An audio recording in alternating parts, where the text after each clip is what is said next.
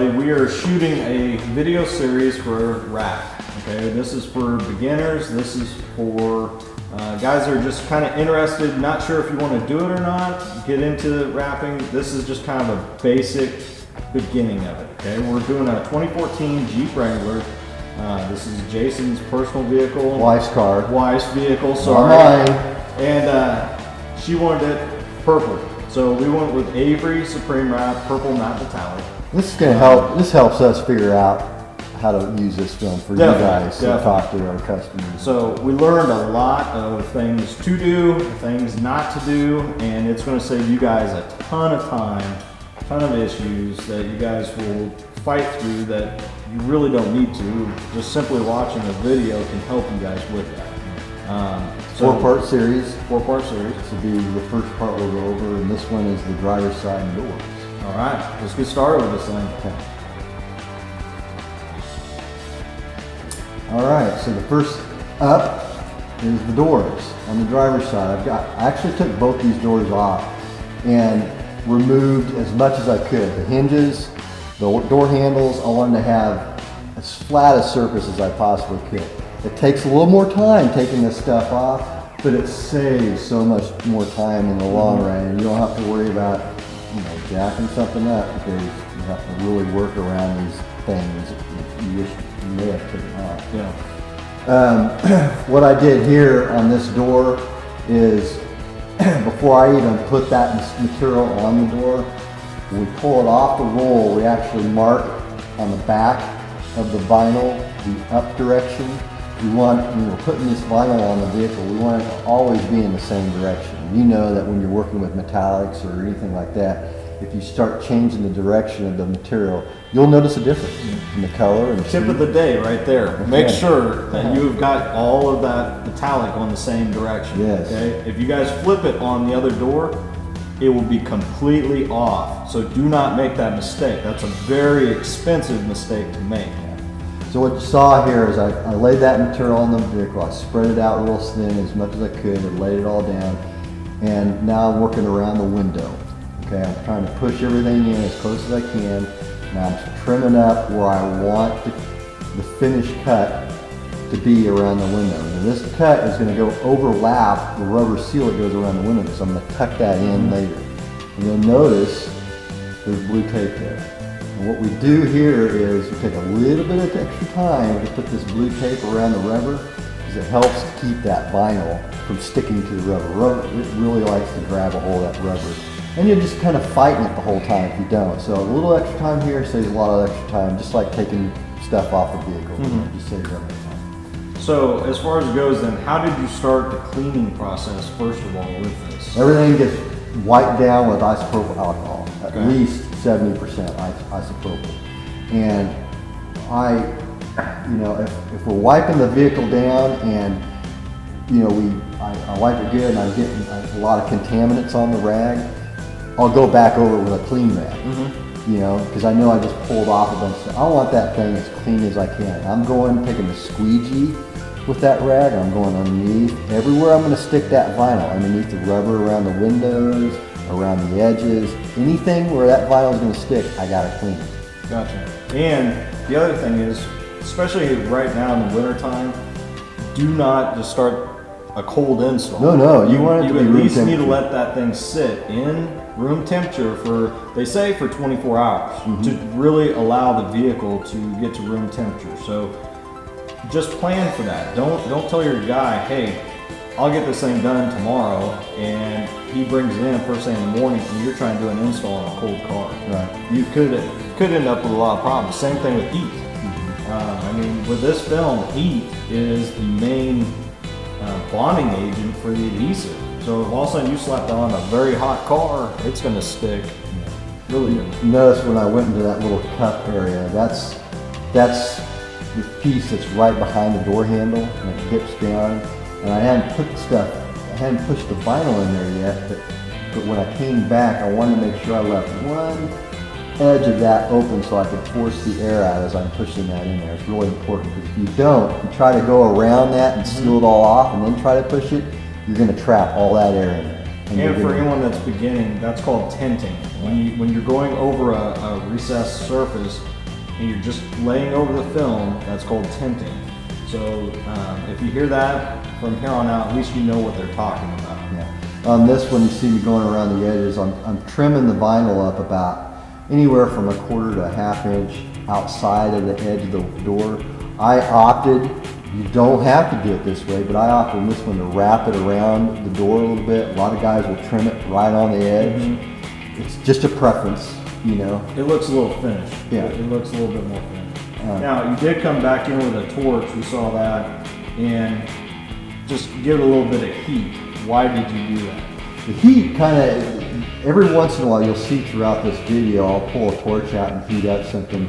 And generally when I'm using that is because I've manipulated the vinyl enough to where it's causing a wrinkle or a distortion material. And when I heat that up, it brings it back to where it was. Gotcha. And so, you never want to immediately start trying to move that vinyl right after you heat it up. You want to let it cool off a little bit. Because if it's really hot, you're really going to mess it up if you try working with it. Well, and another thing is, a lot of guys will start post-heating. As soon as you get done installing that door, go ahead and post-heat it. I mean, that saves you that time in the long run. Instead of getting it all back on, all the parts and pieces, and then trying to post-heat it, just post-heat it while you got that done. And that's something I wish I would have done. And that is a lesson right there. I mean, and for anyone that says, well, you don't really need to post-heat it, that is a lie. You have to post-heat this film. So now you see me working on the rear quarter panel of this vehicle, and I've laid a piece up there. I've laid out all, squeegeed down all the flat spots, and I'm trying to work my way up underneath the little lip where the back of the Jeep sits. And so I'll trim that up with a knife up underneath there, and I will lay a separate piece for the top cap of that where I'm working. Later on, you'll see that. Now I noticed that you're using the hard part of the squeegee as you were going up around that, and then there's a felt side to the other side. Right. Why are you using that kind of squeegee? Well, I like those squeegees because it has those two sides. When I use that hard side, it gives the hard side's a little thinner and it can get up in tighter spots. And it allows me on that particular part of the installation to really push that vinyl up there as far as I can. If I use the felt side there, I might not get the vinyl all the way up to where it needs to stop before I need to cut it. Because where I'm cutting, wherever I cut, that part of the vinyl has to be stuck to the vehicle. I don't want to be cutting on a gap or anything like that because it'll start ripping the vinyl as I'm trying to cut. Gotcha. Time out. So, as far as it goes, we do sell both of these squeegees, okay? We have a red squeegee and a blue squeegee. You can call us and we will tell you all about it. Just throwing that in there. Okay, right here, I'm working on the same piece, but on the door section of it. You can see here, I'm kind of wrapping it in there. A lot of parts on this vehicle where you could cut or splice, and just something, again, like we were talking earlier, you got to plan it out. Figure out where you want to cut it. Well, and you were also putting a little bit of relief cut in there too. Helps push it around. Just to give that. Now, you're cutting it here. It's an odd spot just all of a sudden to cut it. Why did you decide to do that here? First of all, you don't see the fender on this car because it's removed. And where I'm cutting it is about an inch inside that fender area. So I don't need to hide that part with vinyl. The fender's going to hide it for me. Okay. So if you wanted to, you could, absolutely. But I didn't see a need for it. That part's going to be covered by the fender. You're never going to see it. So I pulled it in as far as I could so it would never be a lift issue, It's tucked up way underneath there. I just picked a spot where I wanted to trim it up. Well, and it's also something really to think about when you're putting in like the tail lights out and all that.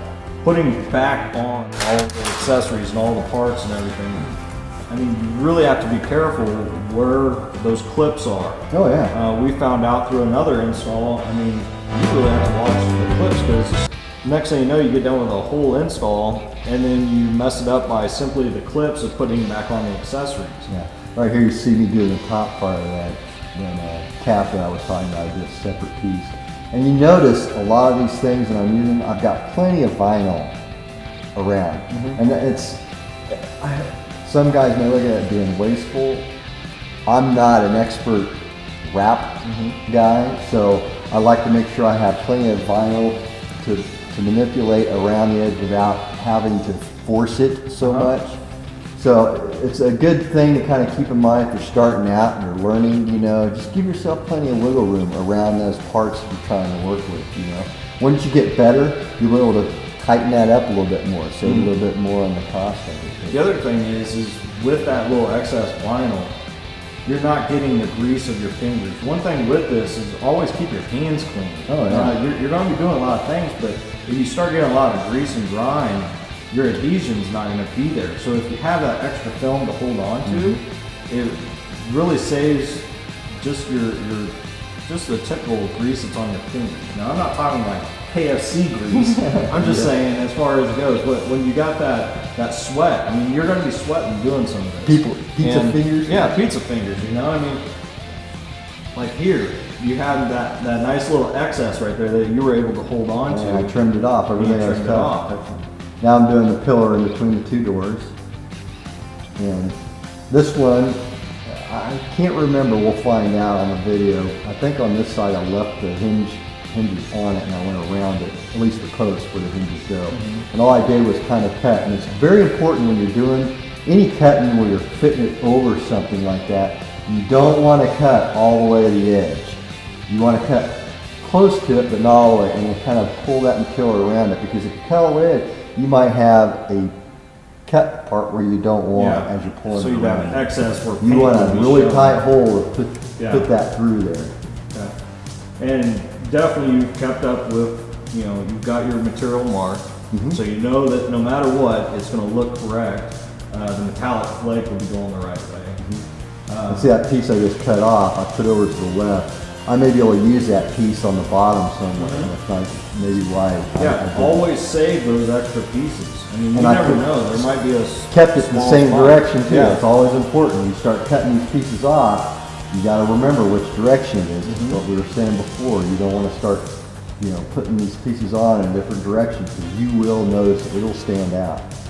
Now, as far as it goes, I mean, going back to the torch, there's a lot of guys who use torch, but then there's a lot of guys that have really spent the money in making sure that they're getting a high quality heat gun that actually has the temperature gauge in it. And that's way good for you. That, if you guys are really going to get into this, make sure you purchase one of those, because that'll save you a lot of time in the post heat. You can set that temperature to what it needs to be. I believe it's right around, what, 270 or something like that is what it needs to be.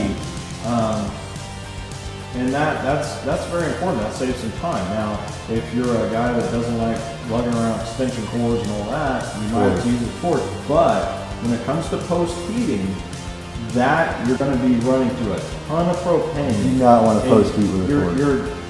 You're just going to be shooting yourself in the foot. So regardless, you're going to need a heat gun. You know, I'm kind of tucking in the bottom.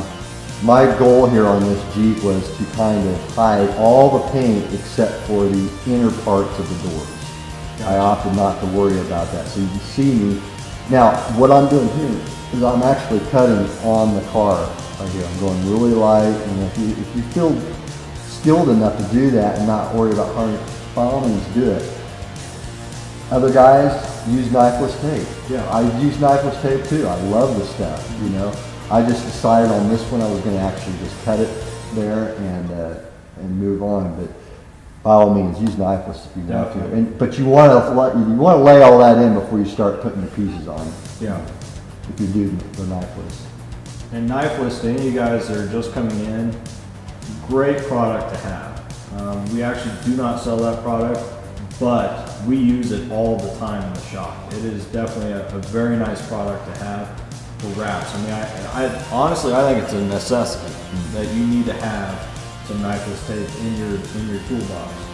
The reason I'm doing just this little piece is I believe when I was laying this out, I didn't have my 16-inch material wasn't big enough going in the direction I wanted to go to span the front of this car all the way to the back of the pillar part where I left off. So because that little piece had actual separate pieces, elements so to speak, then I was actually able to cut right there. You don't want to ever fit over